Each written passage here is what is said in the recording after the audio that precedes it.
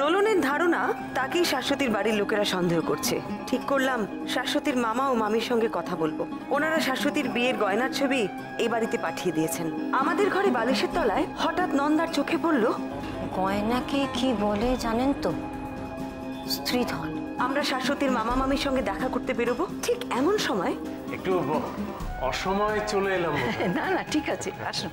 শাশ্বতীর মামা শিবনাথ বাবু ক্ষমা চাইতে এলেন। ওনারা শাশ্বতীর বিয়ের গয়নার ছবি পাঠালেন, তারপরে আবার সিদ্ধান্ত বদলালেন। কত টাকার গয়না? তবে সেই গয়না আমরা গড়িয়ে দেব। হ্যাঁ মানে আমিও তাই বলছি, প্রায় সময় একটু লাগবে, কিন্তু সেটা ওই গড়িয়ে দেওয়ার জন্য যেটুকু সময় লাগে আর। না না, ও গয়না আমরা চাই না।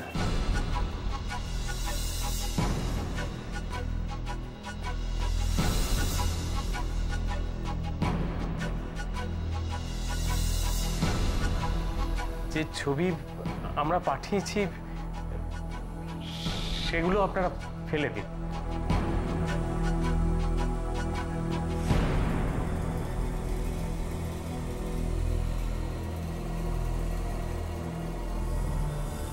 হ্যাঁ মাসিমা, আমরা ভুল করে ফেলেছি।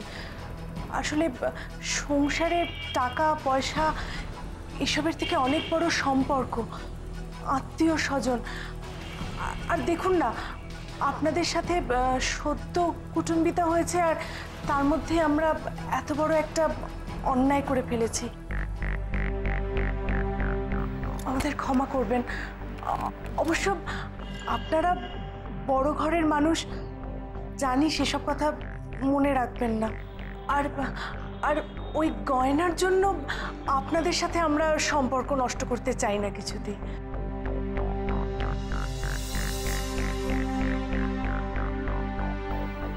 না না, এইভাবে ভাবছেন কেন? আপনাদের সঙ্গে আমাদের সম্পর্ক কিছুতেই খারাপ হবে না। আপনারা আমার ছোট নাত বউয়ের বাবা মার মতন।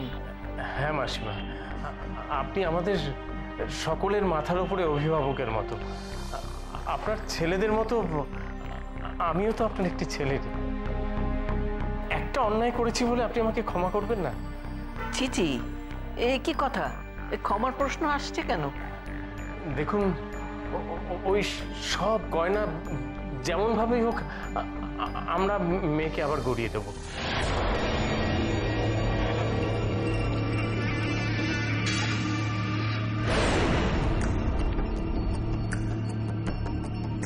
যা ঘটেছে আপনারা ভুলে যান। না না, আপনারা গয়না গড়িয়ে দেবেন কেন?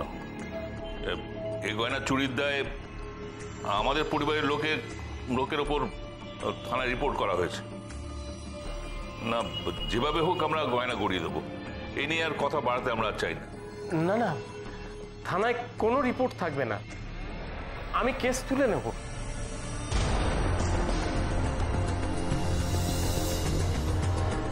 তাছাড়া ও গয়না নতুন করে গড়িয়ে দেবো বললেই তো আর গড়িয়ে দিতে পারবেন না। কারণ শুধু সোনার গয়না হলেও না হয় কথা ছিল, কিন্তু তাতে হিরে মুক্ত চুনি পান্না এসব দামি দামি পাথরের কাজ আপনারা নিজেরাই তো দেখেছেন।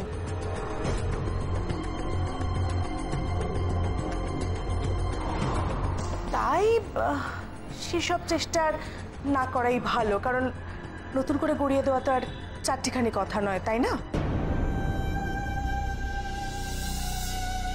ক্ষমা চাইবার ছেলে কিরকম অপমানটা করছে দেখেছো দিদি?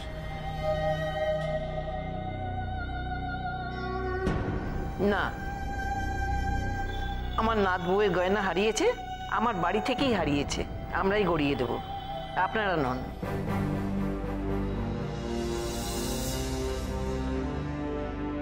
ওই গয়নার দায় আমাদের ছিল, আর ফেরাবার দায়িত্বও আমাদের।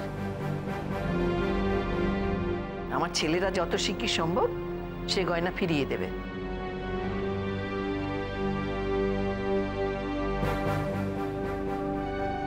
মা যা বলেছেন তার অন্যতা হবে না। আমরা যত শীঘ্র সম্ভব ব্যবস্থা করছি। দেখুন, আপনারা যখন বলছেন তখন আমাদের কথা যখন শুনবেনই না তখন আর কি। তবে হ্যাঁ, আমাদের দিক থেকে কিন্তু জোর করে কোনো দাবি নেই। হ্যাঁ, আর আমরা তো যা বলার বলেছি। এর উপর আপনারা যা করবেন তার উপর তো আর আমরা কিছু বলতে পারি না, তাই না? মাসিমা, আপনি তাহলে অনুমতি দিন, আমরা আসি। না না, সে কি, একটু মিষ্টি মুখ না করে গেলে বাড়ির অকল্যাণ হবে। না না, এসব আবার কেন? দেখুন, এটুকু সামান্য ব্যাপার, এটুকু মুখে না দিলে আপনাদের মেয়েও কষ্ট পাবে।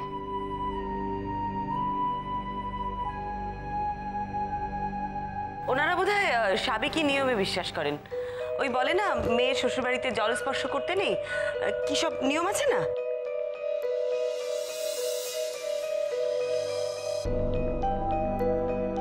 আপনারা মনে হয় সেসব নিয়ম খুব মানেন, তাই না? সে কি, সেসব প্রাচীনকালে হতো, সেসব মানার কোনো দরকার নেই। ও হ্যাঁ, আপনাদের কাছে আমার পরিচয়টা আগে দিয়ে নিই। জানি, গোয়েন্দা পরমা মিত্র। উমা, আপনি চেনেন আমায়? দেখুন, বলছিলাম যে আপনাকে আর এসব নিয়ে মাথা ঘামাতে হবে না, আমরা নিজেরাই কেসটা তুলে নেব ঠিক করেছি। আত্মীয় স্বজনের মধ্যে কেউ চোর বলে গণ্য হোক, এটা আমরা একেবারেই চাই না। আমার খুব অদ্ভুত লাগছে জানেন, আজকেই আপনারা গয়নার ছবি পাঠালেন ছবি দেখে গয়নাগুলো করিয়ে দেবার জন্য, আবার আজই আপনারা চলে এলেন কেস তুলে নিয়ে সবকিছু মিটমাট করে দেবার জন্য। হঠাৎ আপনাদের এই মত পরিবর্তন?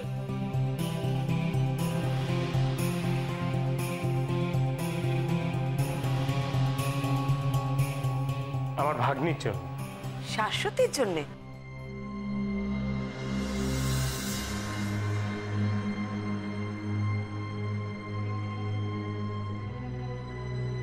শাশ্বতী বলেছে আপনাদের কেস তুলে নেবার জন্যে? না না, অত কথা গুছিয়েও বলতে পারে না, শুধু ফোনে হাউ হাউ করে কাঁদছিল আর বলছিল যে তোমরা আমাকে যে ঘরে বিয়ে দিয়েছো তোমরা চাও না যে আমি সেখানে সুখে থাকি। আমি বললাম, সে কি রে, তোর ভালো থাকার জন্যই তো আমরা। তখন মেয়ে বলে কিনা, আমি যাদের সঙ্গে থাকবো তারাই যদি এত খারাপ থাকে তাহলে আমি ভালো থাকি কি করে।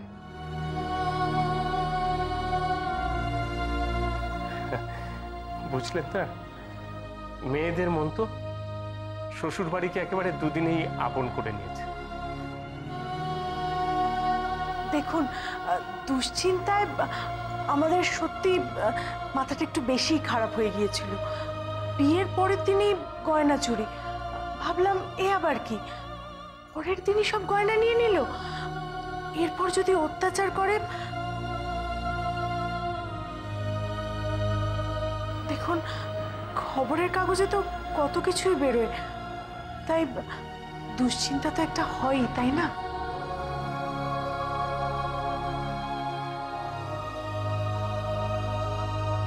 তবু আমরা স্বীকার করছি যে আমরা যেটা করেছি সেটা সত্যি খুব বাড়াবাড়ি হয়ে গেছে। আমি থানায় গিয়ে কেসও তুলে নেব। মাসিমা, মাফ করবেন, আমরা আসি। সুমিতা, চল। একেবারে শুকনো মুখে চলে যাবেন? না না, মেয়ের অকল্যাণ হোক এটা আমরা একেবারেই চাই।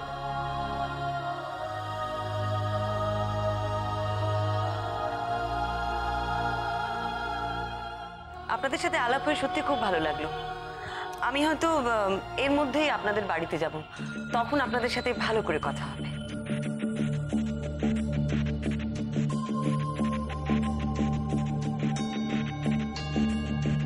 চল, আসুন।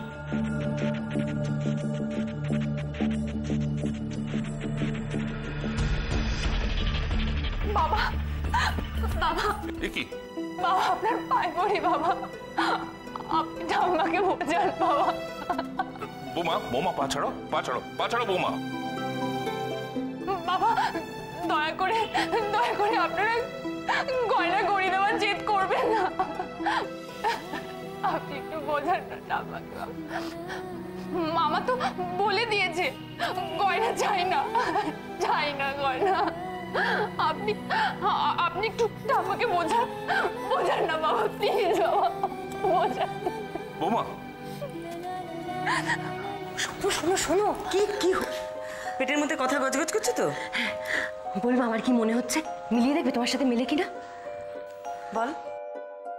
দিদি ভাই, এ তো গভীর জলের মাছ গো। শুধু আর কিচ্ছু বলবে না? তুই ঠিকই ভাবছিস নন্দা, ওই মামা বাবু ভদ্রলোক গভীর জলের মাছ। আর আর আর কিসে মাছ দেখতে গেলে তুমি? পাকাল, এই দস্যি ছেলেটা তোকেও তপসে মাছ বানিয়ে দিয়েছে। তাছাড়া তাছাড়া তাছাড়া ওই গয়নার বাক্সেও মাছের গন্ধ। কি বলছো দিদি ভাই, এ তো সাংঘাতিক ফিসি ব্যাপার। গয়নার বাক্সে মাছের গন্ধ? হ্যাঁ, আমি পেয়েছি। মা ডেকেছো? হ্যাঁ, ভেতরে আয়।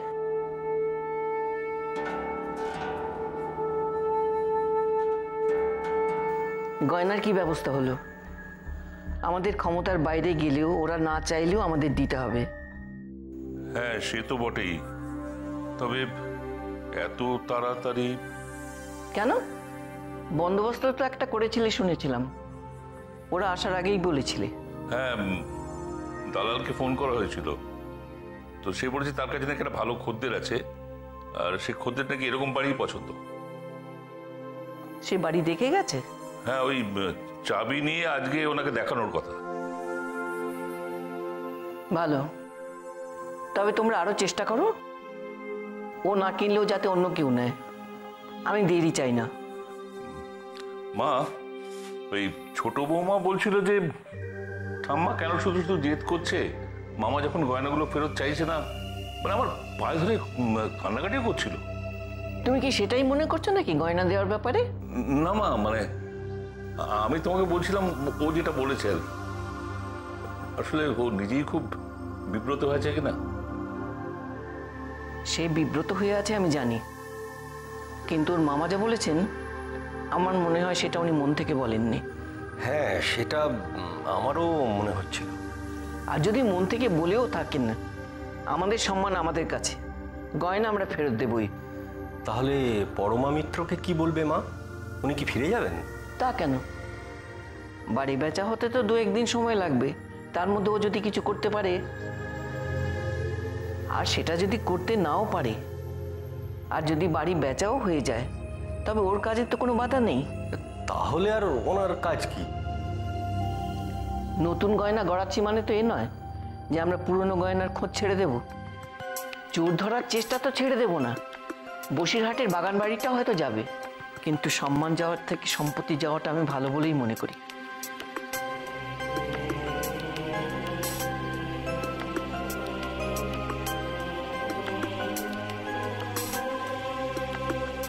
ছোট বৌমা,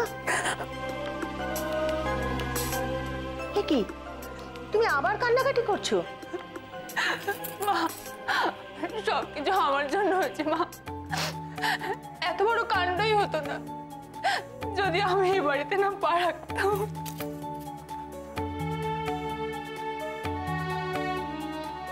এ আবার কি রকম কথা? তুমি নিজে কানেই তো শুনলে তোমার মামা মামিকে ঠাম্মা তোমার বাবা কি বললেন। এসব নিয়ে তোমাকে ভাবতে হবে না।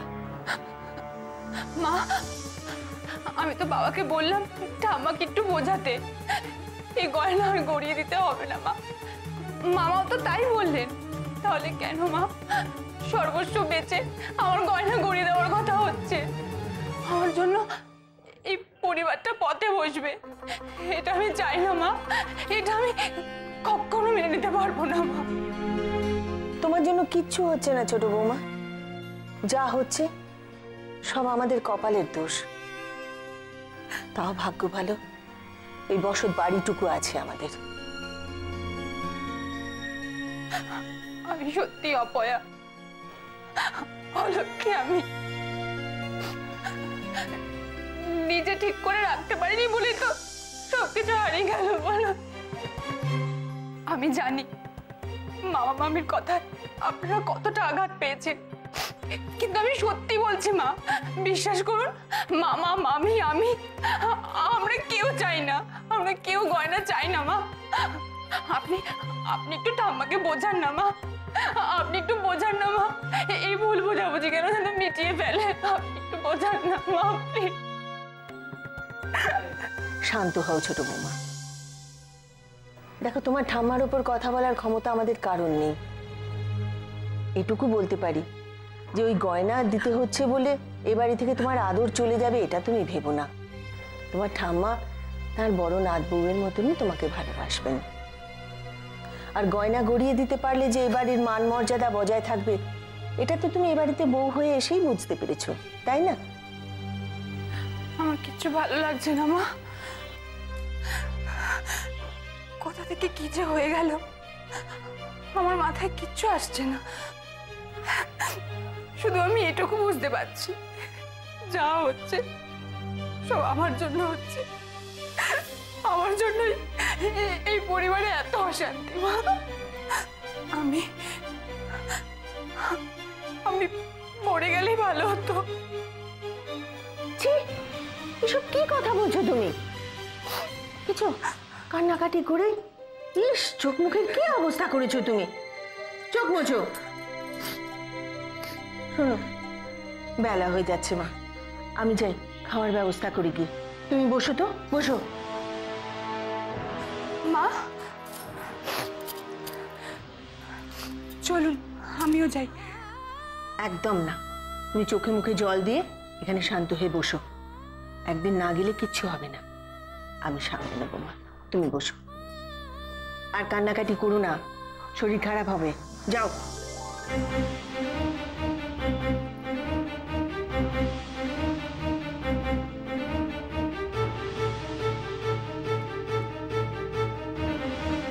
এই নাও তোমার পিস প্যাস, এবার খেয়ে বলো দেখি কেমন হয়েছে।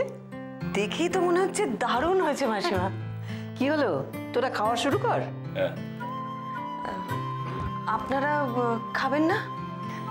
আসলে এই বাড়ির বউরা ছেলেদের সাথে একসঙ্গে খায় না।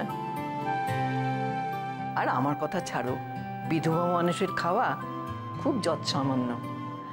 আগে অতিথিদের খাইয়ে তৃপ্তি পাই, তারপরে তো। নাও নাও নাও, খেয়ে বলো কেমন হয়েছে। কম তেল দিয়ে একদম ঝরঝরে করে বানিয়েছি। আর বাকিদের? মায়ের কল্যাণে এই ফিশ ফ্রাইস আমরা অনেকবার খেয়েছি। অসুখ বিসুখ, তারপর শরীর দুর্বল হলে মায়ের এই পথ্যটা মানে অমৃতের মতো লাগে। আপনার জন্য স্পেশাল বানানো হয়েছে। ঠাম্মার হাতে পিস প্যাসটা জাস্ট অসাম, তাই জন্য জ্বর হলে আমার খুব আনন্দ হয়। চুপ কর, যত অলক্ষণে কথা। তুমি খাও তো পরো মা। মাসিমা, এই পিস প্যাস এটা কি সাবেকি বাঙালি রান্না? নাম শুনে তাই মনে হচ্ছে নাকি? এ হচ্ছে দোআঁশলা রান্না, ইংরেজদের কল্যাণে এদেশে আসে। তারপরে বাঙালিদের রান্নাঘরে ঢুকে ওই বাঙালিদের হাতের ছোঁয়ায় একটু অন্যরকম হয়ে যায়। কি কেমন? অসাধারণ। ছোটবেলায় পাকালকে খাওয়ানো বড় ঝামেলা ছিল, ও তো একদমই খেতে চাইতো না। তখন ঠাম্মাই ওর জন্য পিস প্যাস রান্না করে দিত, আর সেই খেয়ে ছেলের পেট মন একেবারে ভরে যেত। আমারও তাই, পুরো অমৃত। আমার ঠাম্মা তাহলে এখনো রান্নায় ফার্স্ট। তোমাকে একটু দেবো, এখন অনেকটা আছে, ভাবলাম যদি কেউ খায়। না না, আমি এমনি দেখছিলাম। চোখে না দেখে একটু চেখে দেখো। মাসিমা, আপনাদের বাড়িতে রোজ এরকম এলাহি রান্না হয়? এত পদ? সে হয়, 2 রকমের মাছ, 5 রকমের তরকারি, ডাল, ভাজা, শুক্তো। আসলে তরিবাদ করে খাওয়ার চলটা বহু যুগ থেকেই এই বাড়িতে চলে আসছে। তার পুরোটাই অবশ্য মায়ের ক্রেডিট। এ বাড়ির বউরাও সেটা মানে। তা তো বটে। বিয়ের পর এই বাড়িতে আসার পর থেকে মায়ের কাছে যে কত রকম রান্না শিখেছি। আসলে কি জানেন মিসেস মিত্র, আমার ঠাম্মার হাতের রান্না এতটাই অসাধারণ, অফিসের কাজে বাইরে থাকলেও খাওয়ার সময় কিন্তু ঠিক এই বাড়ির কথাই মনে পড়ে। আর মা পারেও, যোগী বাড়ির রান্না এক হাত তুলে দেয়। ওই তো পাকালের অন্নপ্রাশনের সময় ঠাকুরদের তো রান্নাঘরে ঢুকতেই হয়নি, মা একাই 100। তাছাড়া আমাদের বাড়িতে বিয়ে তাহলে ওই ঠাকুরের সব মায়ের কাছে মানে রান্না বুঝে শিখে তারপরে হেসেটে ঢোকে। আর শুধু হেসেল কি বলছো দাদা, ভিয়েন, প্যান্ডেল, নহবত, অতিথি আপ্যায়ন, কোন বিষয়টা মায়ের নজর থাকে না বলো তো? এই বাড়ির বিয়ে মানে তো একেবারে দেখার মতন ব্যাপার একটা। বাড়ির সবাই কোমরে গামছা জড়িয়ে একেবারে উদ্যোগী। বাড়ির ছেলেরা এরাই ধুতি গামছা পরে বিয়েতে পরিবেশন করে। আমার এরকম সাবেকি বিয়ে বাড়ি যে কি ভালো লাগে কি বলবো আপনাকে, আজকাল তো দেখাই যায় না। আমাদের বাড়িতে সব বিয়েতে এটা হয়, কিন্তু এবারে অনির বিয়েটা শুরু থেকে একটু অন্যরকম, আলাদা। নহবতটাই বসলো না, আর এই নহবত ছাড়া বিয়ের আমেজটাই যেন কেন জমে না। কেন নহবত বসলো না কেন? কি আলাদা ছিল?